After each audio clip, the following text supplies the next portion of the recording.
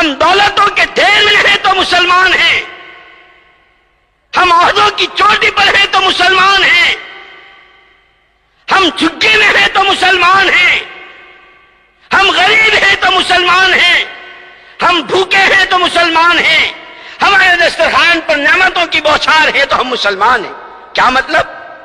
کہ ہم تو غربت میں بھی، عمارت میں بھی، بھوک میں بھی، کھانے میں بھی، رات میں بھی، دن میں بھی، ہم تو ہر قدم پر یہ پوچھیں گے میرے مولا کی چاہت کیا ہے، میرا رب مجھ سے کیا چاہتا ہے، اور میرے رب کی اس چاہت کے پورا کرنے کا میرے آقا صلی اللہ علیہ وسلم کا طریقہ کیا ہے۔ کہ میں تو مسلمان ہوں، کہ شادی ہے تو مسلمان کی شادی ہے۔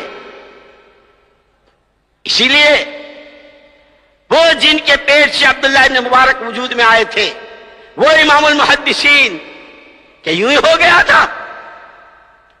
مشیر بھی ایسے کہ گھروں کے چوکیدار، کہ میں تو مسلمان ہوں، باغ کا رکھیوال ہے۔ خراسانی آیا، کہنے لگا ارے بھائی انار ایک توڑ کے لے آیا، کھٹا تھا، ارے بھائی دوسرا لا میٹھا، دوسرا لایا کھٹا تھا، تیسرا ارے اتنے دنوں سے تو یہاں ہے اور تجھے یہ تمیز نہیں کہ کھٹا کون سا درخت، میٹھا کون سا کا، میٹھے کا کون سا درخت۔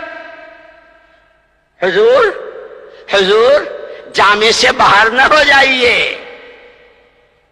جامے سے باہر نہ ہو جائیے۔ میرا آپ کا جو معاملہ طے ہوا تھا وہ باغ کی رکھیوالی کا طے ہوا تھا، پھلوں کے چکھنے کا نہیں ہوا تھا۔ آپ ہوئے نہ ہوئے، وہ علیم، وہ خبیر، وہ سمیع، وہ بصیر، مجھے اس کا خیال تھا۔ کوئی دیکھے نہ دیکھے، کوئی سنے نہ سنے، کوئی جانے نہ جانے، میرا اللہ علیم ہے، میرا اللہ بصیر ہے، میرا اللہ سمیع ہے۔ قسم ہے جو میں نے کبھی آپ کے درخت کا پھل چکھا ہو، رکھے والی ضرور کی۔ آدمی کو پہچانتا ہے، آدمی کو پہچانتا ہے، فوراً قدر ہوئی، بھائی یہ تو بہت قابل قدر، کہنے کو تو رکھیوال ہے اور کہنے کو تو چوکیدار ہے، لیکن بڑا پکا مسلمان ہے، بڑا پکا مسلمان ہے۔